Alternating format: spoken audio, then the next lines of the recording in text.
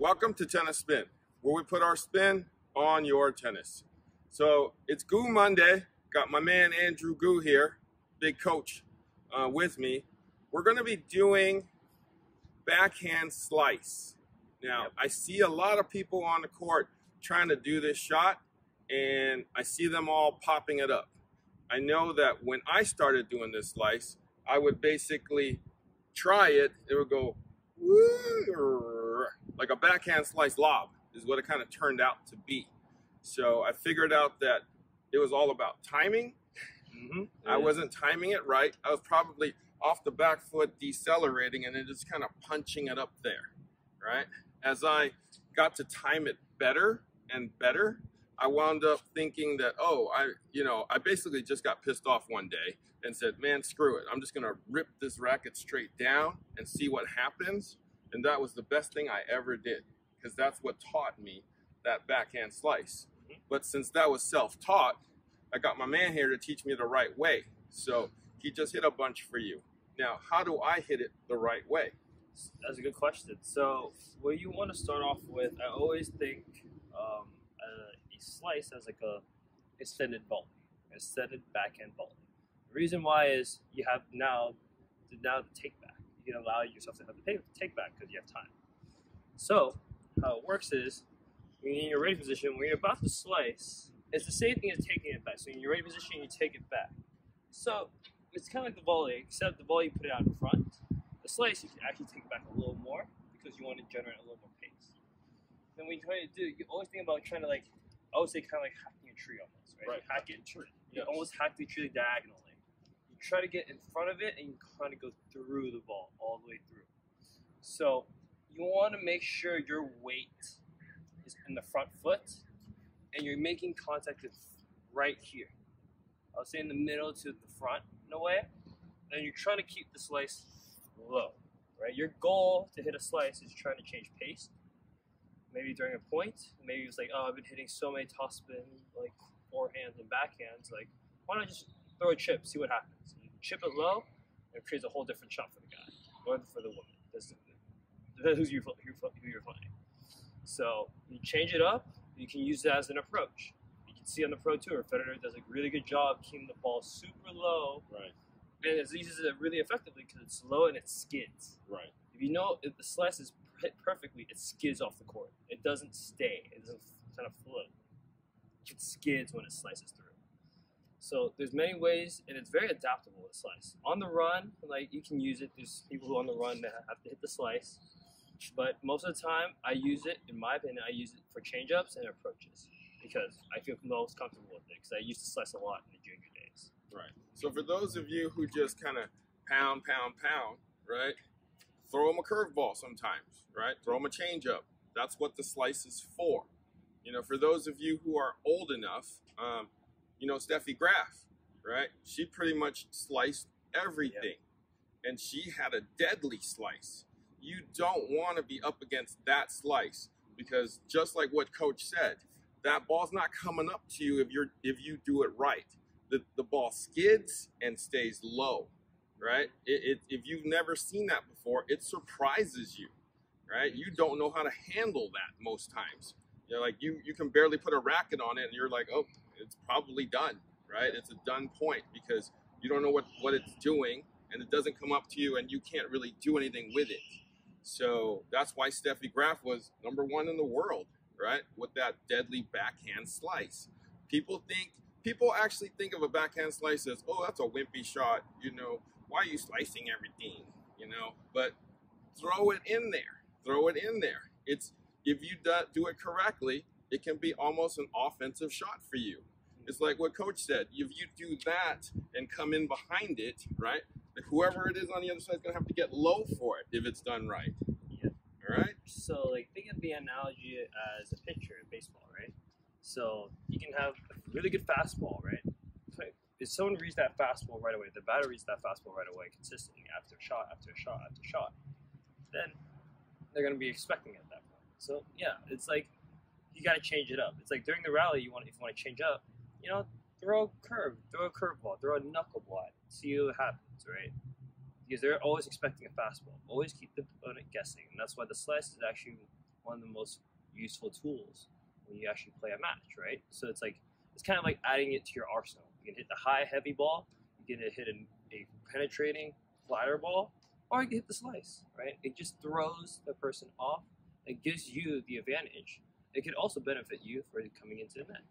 So in the pros level or at higher levels, I see if you were to slice, the person on the other end, 80% of the time will slice it back to you, right? Is that correct? I would say so. Right. I mean, it's just tougher to deal with. Like for me, I just usually chip. If someone slices back, I'm just gonna slice back too. Right. Unless it's something on it that I can step on and try to hit it. Right. Most of the time, slice it. If it's backhand to backhand, you're probably gonna 80% of the time slice it back. All right. So that's offense. You're getting a change of pace back now, and maybe setting up for the shot you want. Right. So I'm gonna try to hit a couple now and hope I do well. All right, stay tuned.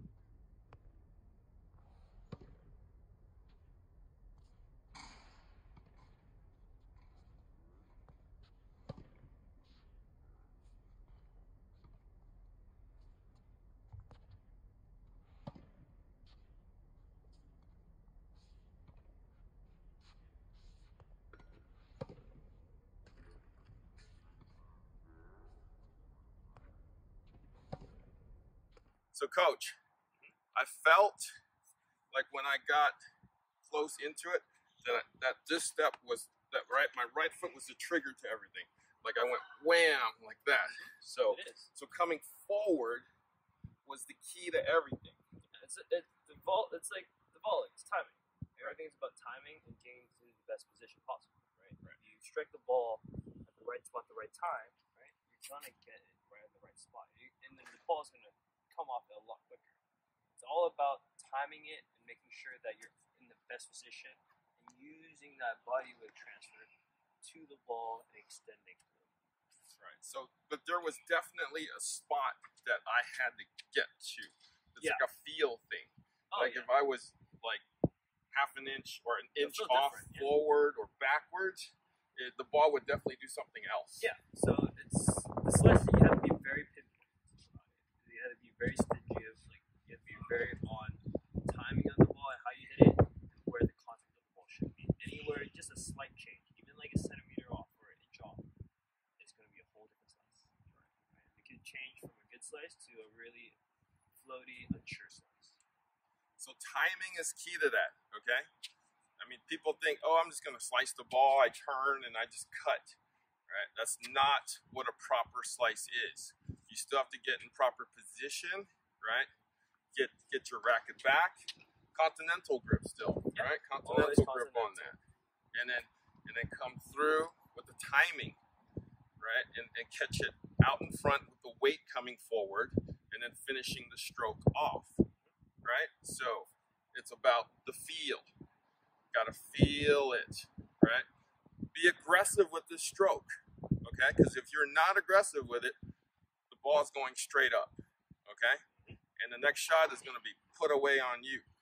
So just don't be afraid to go for it. Don't be afraid. Exactly. That, like what I said, I got pissed off. I didn't care anymore, so I just started ripping down, right? Just taking the thing and chopping, right? So that might be a good start to learning the stroke. Now, let me add one thing though.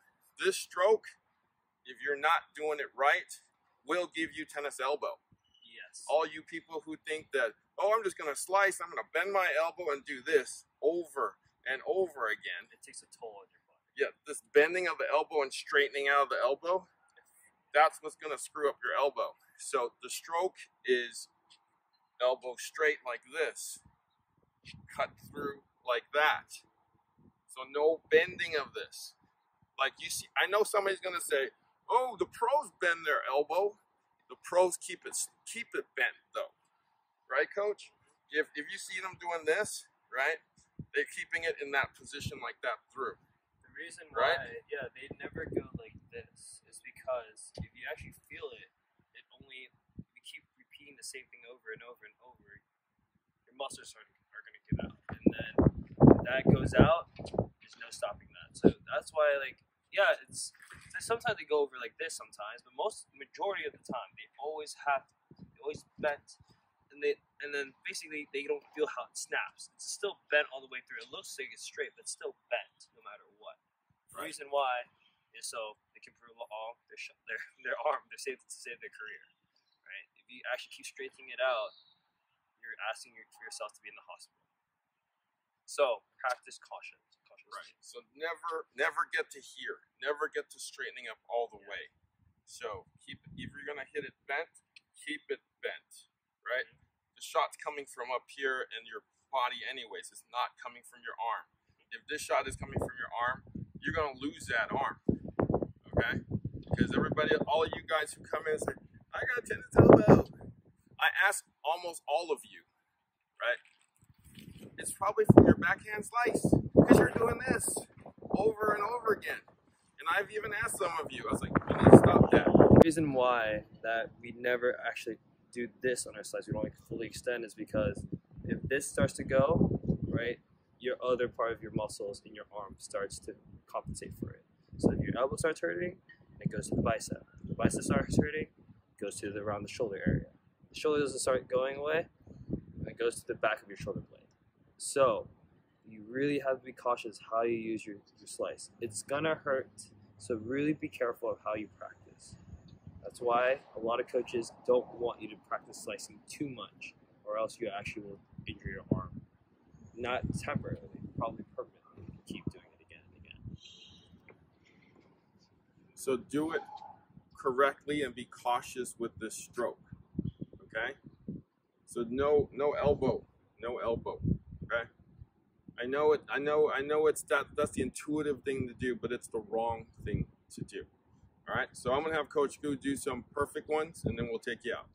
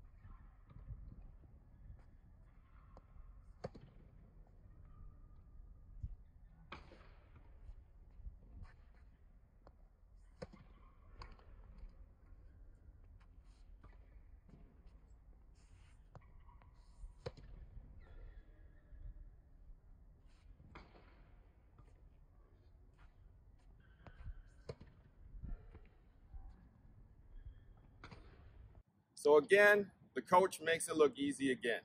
So maybe you guys go slow-mo on that stroke when he hits it, and then kind of watch how that elbow kind of comes through.